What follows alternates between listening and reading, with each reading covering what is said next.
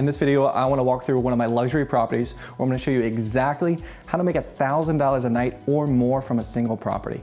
We're going to do a full walkthrough here so you can see how much money I'm actually making on this space, how I've laid out the space, so that you can see exactly the parameters that need to be met so that you can also make $1,000 a night or more from a single property.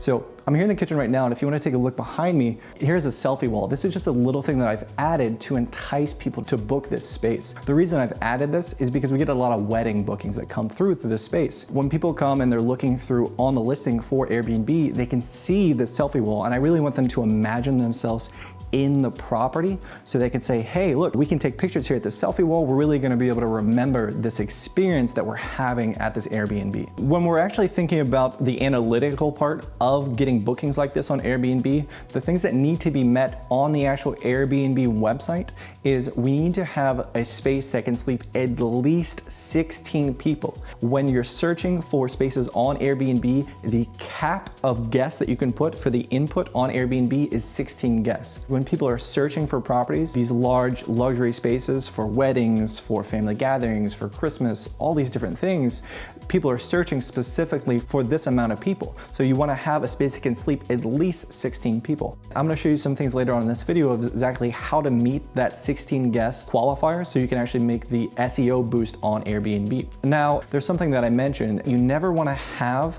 the outside of the space as your very first picture on your Airbnb listing. But for this listing, because it is a 4,000 square foot mansion, I have the outside of the building listed as the first photo on Airbnb, because when people are searching, they're looking specifically for large properties. So I have it laid out. The first 4 photos, remember, are always the most important. So I have the outside picture as well as the money shot of the actual living room. So it has a nice open living room shot here, which we'll see here in just a second. And then I have little specific things just to really make this space pop. For example, the selfie wall, the giant dining room that is here that sits 12 people. These little things on the layouts of the pictures really guide the guest through the experience when they're looking at your listing on Airbnb. When I'm pricing this specific property, you're gonna have different weekend nights and weekdays. Just like your smaller properties, your weekend nights are gonna be more expensive than your weekday nights. I'm gonna price the weekends anywhere from $800 to $1,200 a night for those weekend nights. And then for the weekday nights, probably about half of that. So probably anywhere between $300 to $600 for those weekday nights. The other thing that I like to have on my calendar when I'm actually going and having people book this space is I have a 3-day minimum. And the reason I have a 3-day minimum is you don't want people to come in and trash your space. I've had that happen with my other luxury properties where I was allowing for 1 night, even 2-night bookings. People will throw rangers for 2 nights. So put a 3-night minimum and you'll find that people even come and book it for 3, 4, 7 nights. And here, take a look at the booking from this past October. The lady that booked this space, it was just a family of 3, but she really wanted to have some nice leg room while they were staying in the city. She was able to expense the entire trip through her business. So the budget didn't really matter for her. She was able to just say, hey, here's the 10 grand for the space. That's with fees and everything included on Airbnb. And then $700-800 got deposited into my bank account the day after check-in 24 hours later. Hey guys, I'm at a coffee shop right now and I forgot to include this in the video, and it's really important and we can keep it our little secret, is if you click the like button down below, it helps me out a ton with the Airbnb algorithm, not the Airbnb algorithm, the YouTube algorithm.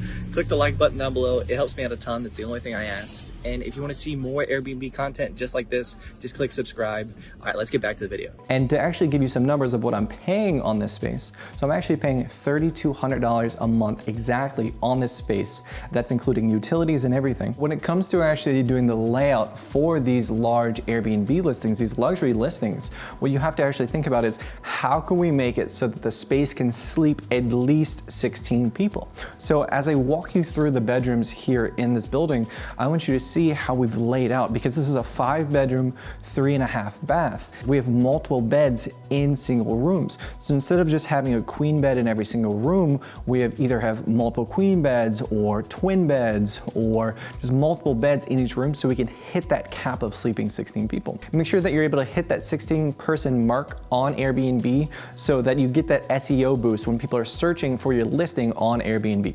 And lastly with this video, I want to leave you with 3 quick tips that you can use to make these luxury listings really pop on your Airbnb account. For these larger luxury spaces, I actually want you to just have a 3 to 5 day minimum for these spaces months in advance. So I want you to open your calendar up for a year, and then I want you to allow for 3 to 5 night bookings anywhere up to a year in advance. Because when people are thinking about paying for these large properties, and you might be thinking like, why in the world is someone gonna pay $1,000, $2,000 for these large spaces? And the reason is on Airbnb, when they book through Airbnb, they can actually break down the payments for these bookings months in advance. So if you're booking a year in advance, they'll break up their payment into 3 payments. It gives them the option to essentially finance their wedding or wherever they're gonna be hosting that large gathering. So it really entices those people to book months, if not a year in advance. I wouldn't go past a year. I would go up to a year. I've been getting bookings for this space until June. It's a 4-day minimum that I have right now for the month of June,